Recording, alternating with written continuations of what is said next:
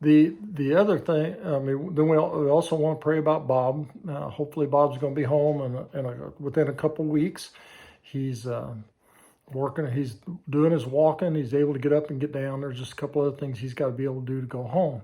So keep Bob Pound in your prayers, and that he and Janie will be able to be back home together. And then Jesse's on here. She gets a port tomorrow and starts her chemo on Friday. And so just remember her and all that she's going to be going through over the next while. And all the people getting their shots and all of those sort of things, which little editorial comment for some of you that may or may not know. Gail and I both had COVID back in December, the first 2 full weeks of December. Well, I think I got mine on like the 4th or something.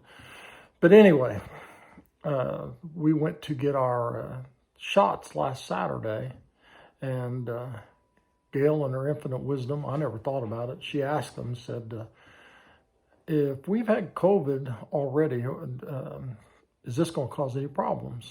Because she'd heard something about that on the news or whatever.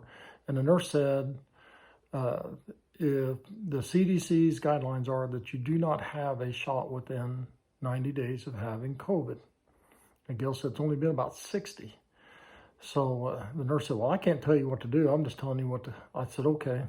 I already have my shirt off. I've got my t-shirt up and all that kind of stuff. I said, all right, what are the ramifications if we do or if we don't? And she said, well, there's a lot of people that if they've had it within 90 days, they basically get COVID all over again. They have the same symptoms, usually only last about 5 days, probably as severe or so as before.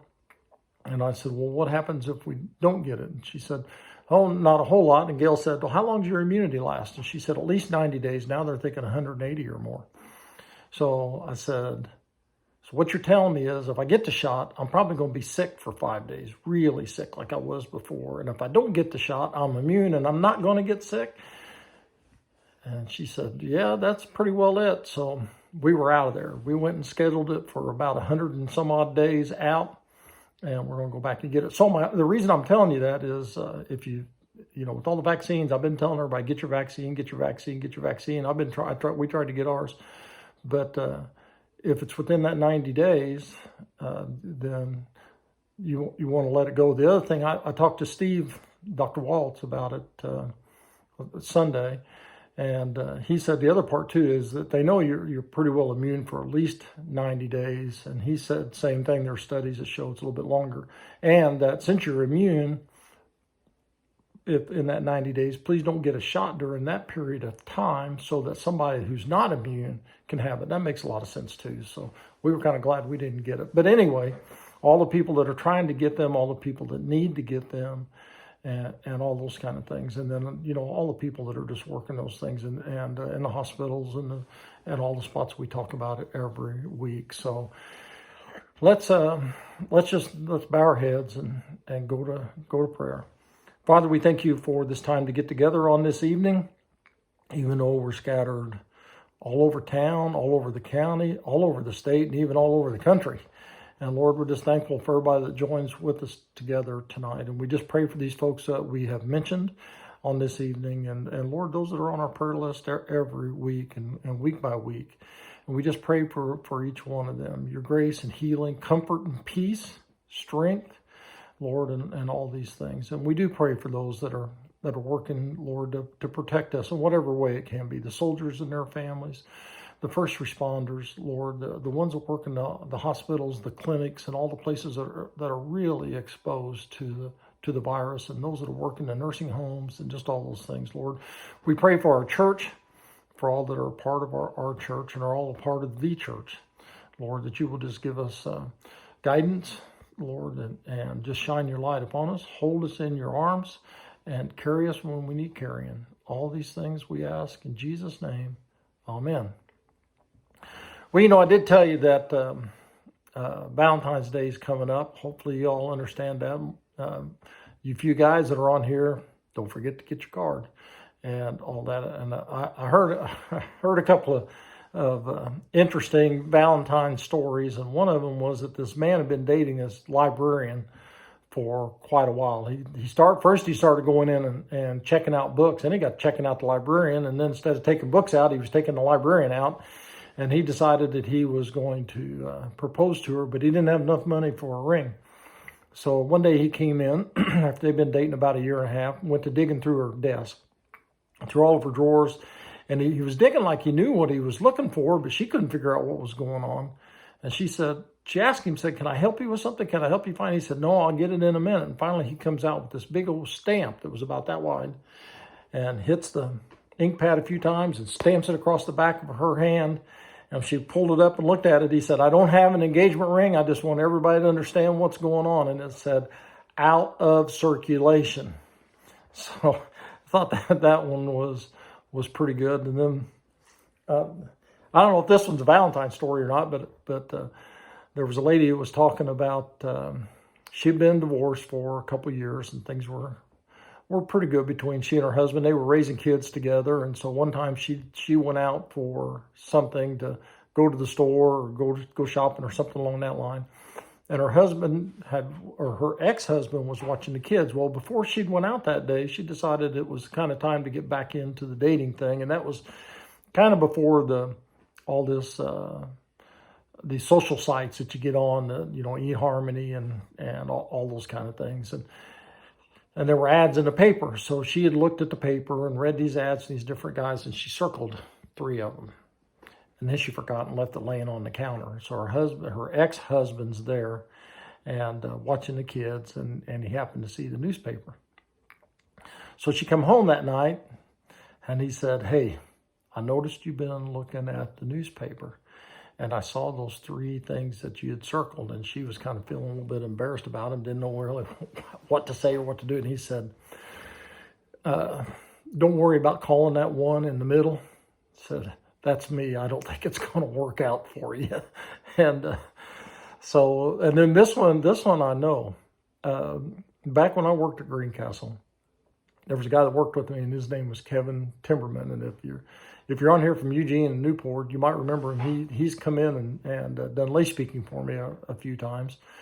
But Kevin was married, is still married to Lisa. And Kevin's kind of a down-to-earth, nothing frilly, fancy, anything like that. And one time, it got to this thing that I think it was the Lions Club, they would sell roses every year. A dozen roses. It was really cheap. It was like $6. And they came in a box, and for an extra $1, you could pay for them to deliver them to your house. And so, Kevin was a lineman, and there was one of the guys there at Greencastle that was in whatever club it was that was selling them. And he was a good salesman. I mean, he was on everybody about buying them. So Kevin finally decides to buy a dozen roses. And Kevin said, I'll forget them. If you bring them here, I'll forget them, just to have them delivered to the house. So they get delivered. They didn't tell us for sure what day they would be. They just said it'll be within 3 or 4 days before Valentine's Day. And this was like 1st of January or something like that. And Kevin had forgotten all about it. And one night he walks in the house after work, and Lisa's there, and she is mad as a wet hen. And she said, okay, what'd you do? And he said, what? She said, what did you do? He said, I didn't do anything. And she said, you did something, and you need to tell me what it is. And he said, I don't think I didn't do anything. What are you talking about? She said, you had to have screwed up something really bad, because we've been married for over 10 years and you have never sent me roses before. And today I got a dozen roses. I want to know what you did that made you think you had to send me roses. And he had to get verification from a couple of the other linemen at work to verify that he was just trying to be nice and was trying to help the Lions Club or Rotary Club or whatever it was. He come back in the next day and told that guy, he said, don't you ever approach me about roses again. I am never, ever buying roses for my wife. He said, the one time I did it, I got in trouble for it. It didn't help me out any. And so that was one that always just tickles me when I see people selling roses and all those sort of things. And it is coming up on Valentine's Day. Valentine's Day is kind of a odd day. You know, there's a lot of things that we have, a lot of holidays that we have that, you know, we think they're really kind of set in stone, and we know exactly where they came from. And Valentine's Day is not one of those. Valentine's Day is something that didn't really start off in the way that we may think that it did. And actually, there have been several St. Valentines. And one of them was St. Valentine's of Viterbo, and they celebrate his day. That's 11/3, November the 3rd. There's St. Valentine's of Rhoetia.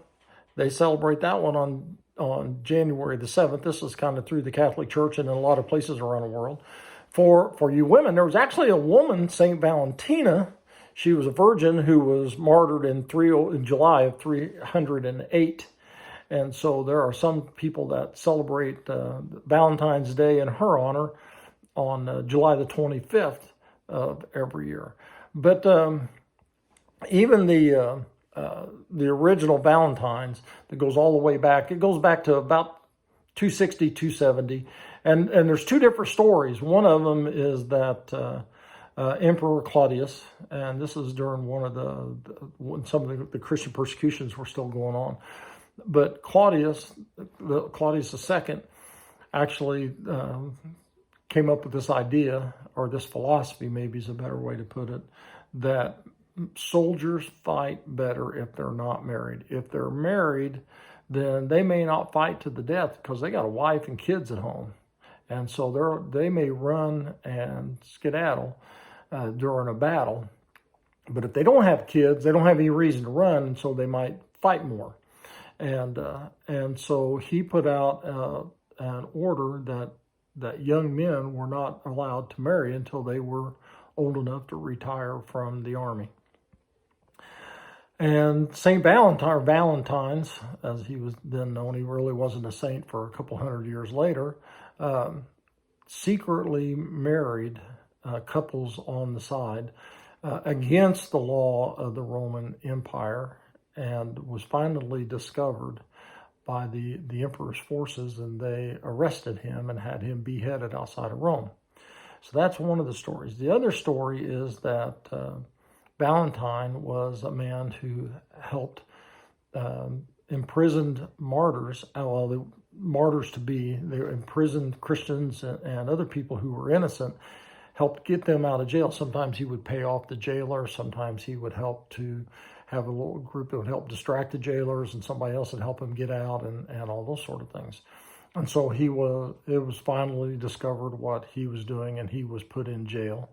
And and he kind of, back then jailers it was kind of a family thing. And so there was the head jailer, and he had a daughter that would bring the food in every day, and she and Valentine's got to talking, and he she kind of caught his fancy and that sort of thing. And so on his last day, knowing that he was going to be executed the next day, that he wrote her a big, long, flowing letter, and kind of a love letter type thing, and signed it, "Love, Your Valentine." And so supposedly that's where that term comes from, even to today. Now, it was Valentine's Day wasn't really celebrated or anything for several hundred years. And then there was an English poet by the name of Chaucer who wrote a poem about Valentine's Day, and actually called it Valentine's Day. And he picked February the 14th because he said there was a thought in the world at that time, in most of Europe, all over Europe, that all the birds mated on July the 14th. But that was a thought, and so in his poem he wrote it, and he called it Valentine's Day. People knew a little bit about Saint Valentine, and he called it Valentine's Day, and in his poem, and it was a time for lovers and all that, because that was also the time, if you got married before that, that was the time you were the most fertile, and they thought that on the Valentine's Day was when would be a lot of children conceived and all of that, and that was in about 1375. So, that was quite a few years after St. Valentine, which is somewhere around the 270s or so. So it's it's almost 1,000 years, or a little over 1,000 years later, that he writes a poem, and then it began to catch on, and all the way up. First, it was just kind of a lot of people didn't read and write, so there wasn't a whole lot of things done, and then the Victorian age came through, and people in the 1700s and 1800s actually sat down and wrote long flowing letters like Valentine in the prison, and would send them to one another and sign them your Valentine, and would send them back and forth in the 1800s, 1700s, and 1800s. Well, then somebody got this bright idea in the 1900s to make postcards that you could fill out and send them, and they caught on for two reasons. Number one, instead of writing this big, long, flowing letter, you could have somebody else already printed. All you had to do is sign it, and the postage was cheaper. So, people are people. You've heard me say that a lot. And even back, that was in the 1900s when they come up with the idea of the postcards. So even in the 1900s, you tell them it's cheaper and it's easier and it takes less time. Guess what they're going to do? They're going to go for it every time. And there was a lady that actually started it. I can't remember her name, but she was called the mother of cards and all those sort of things. She was the one that started making cards, all the fancy frilly, all that kind of thing on it, and kind of caught on, and then was taken up by Hallmark and all of that. And then, there's another interesting story kind of goes along with some of that stuff with Valentine's Day and all those sort of things. And that is, where did chocolate come from on Valentine's Day? Well, there was this man, he lived in England, and this was in about the 1800s, I believe. Anyway, he was the one that he developed what all they had up to that time was the bitter dark chocolate. Now, I know some of you really like that dark chocolate stuff, but it wasn't really pleasing to the masses. And he actually came up with the first drinkable chocolate. It was called drinking chocolate, and it was because he was able to extract the oils out of the beans and without getting into a lot of that. Then he worked at it a lot more, and he came up with what was called eating chocolate. And then he began to make chocolates and put them in boxes with ribbons on them.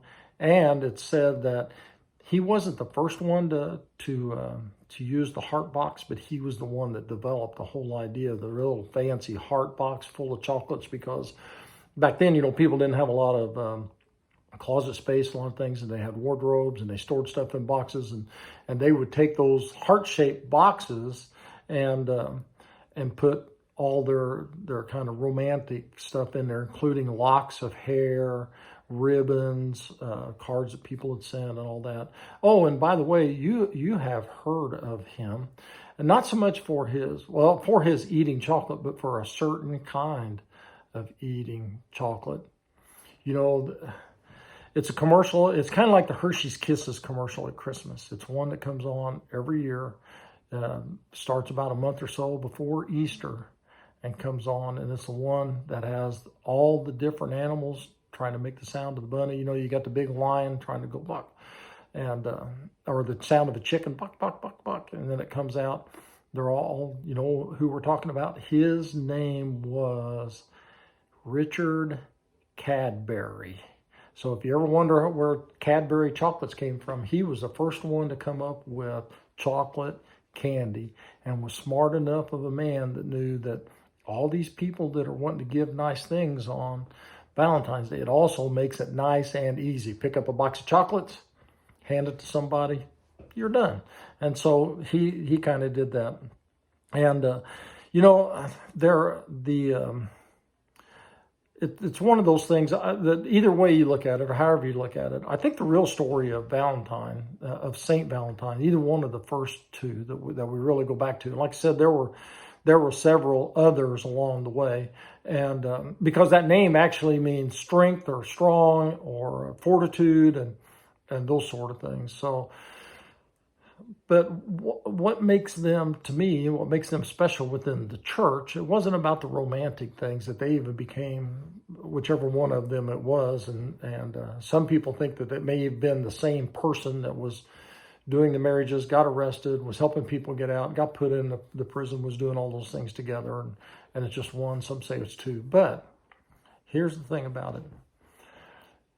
They did the right thing. The whole thing about St. Valentine's is really not about the love thing, and whether he penned a letter that said truly your Valentine, or if it was that he was marrying young couples that wanted to be married when it was against the law. He did the right thing. And in both of those instances, whichever one you want to take, whichever one you want to look at, or if you look at both of them or all of them, it cost him his life. But the thing that was more important to him even than his life was doing the right thing, following God, following what needed to be done. And that's why he was sainted. It wasn't because of, that he married people. That was part of what he did, and that was what kind of set him apart. But what made him special was he did the right thing. It didn't matter what government said. It didn't matter what somebody else said. He knew what the right thing to do was, and he did it. And even here today, we talk about his name, and his name is being used. And by the way, he's also the saint of lovers, of those that are engaged, of kind of, in a way, kind of fertility, but also of beekeepers and some travelers and a couple other things like that. Whatever. If he's a saint of all that stuff, he's a busy guy. But that's a different viewpoint from what I have about what saints are and all that. But and so the best thing to think about in all of this is that are you doing the right thing? Are you more worried about what people may think or what the repercussions may be, or are you more thinking about what is the right thing? And along with St. Valentine's Day, and is I don't know if you've ever heard of Sadie Hawkins Day. It's also a day of marriages and couples and all that, but that one's where the girls get to choose the boys. And there's some towns that used to have a Sadie Hawkins Day in which girls could pick out the guys for a date for the day and all that kind of stuff. But in the Bible, there's a story.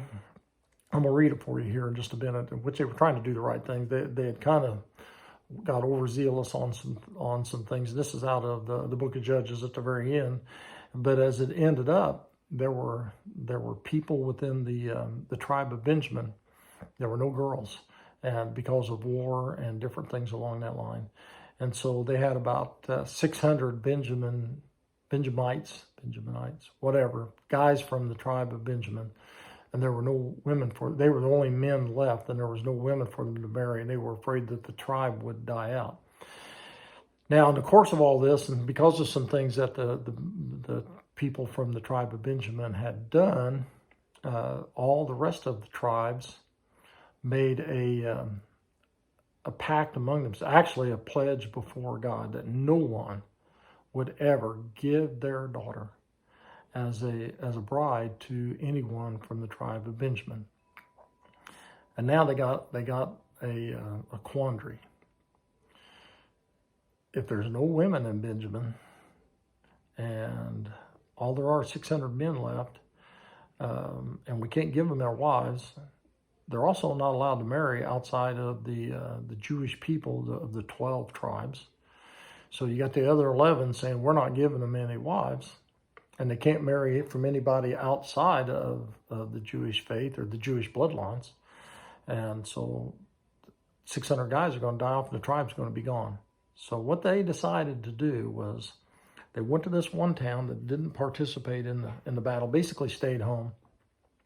And they found out that there were a bunch of girls, unmarried girls, virgins, and they took them all and they took them to this town outside of Shiloh. And there was a festival. And so they told the guys from Benjamin, they said, hide in the bushes.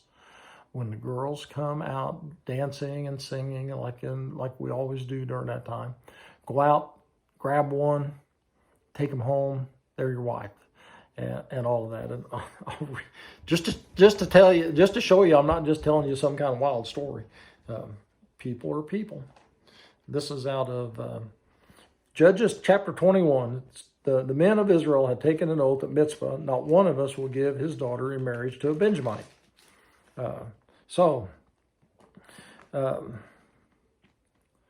The people grieved for Benjamin because the Lord had made a gap in the tribes. And the elders of the assembly said, with the women of Benjamin destroyed, and how shall we provide wives for the men who are left? The Benjamite survivors must have heirs. They said, so that a tribe of Israel will not be wiped out. We can't give them our daughters as wives, since we Israelites have taken an oath. And that oath was, cursed be anyone who gives a wife to a Benjamite. But look, there's an annual festival of the Lord in Shiloh to the north of Bethel and east of the road that goes from Bethel to Shechem and south of Libnoth. And so they instructed the Benjamites, saying, go and hide in the vineyards and watch. And when the girls of Shiloh come out to join us in dancing, then rush from the vineyards. Each of you seize a wife from the girls of Shiloh and go to the land of Benjamin. When their fathers or brothers complain to us, we will say to them, do us a kindness by helping them out, because we did not give wives for them during the war, and you are innocent, since you did not give your daughters to them. So that's what the Benjamites did. While the girls were dancing, each man caught one and carried her off to be his wife. And they returned to their inheritance and rebuilt the towns and settled in them. And then it ends up saying, and the Israelites had no king, and each person did what was right in their own eyes. And that's one of the problems. But that's not what Valentine's did. Valentine's did what was right in the eyes of God. That's what these guys tried to do, was make it right. It doesn't sound like it's really right, but they tried to do the right thing. And it affects everybody, especially when you do the wrong. So as you think about Valentine's Day this week, go and do the right thing. Not necessarily the popular thing. Not sometimes even you have to go against the government and the law to do it if it's the right thing. And I'm a firm believer in following law and order and all those things. But, be like Valentine's. Do the right thing when you know it's the right thing and you know it's from God. And that's what will set you apart from everybody else. So go do the right thing. Have a blessed week. May the Lord's face shine upon you. And if there's any guys on here, you need to go get that Valentine's Day card and make sure that you all have a good day, good week, and we'll see you again next week.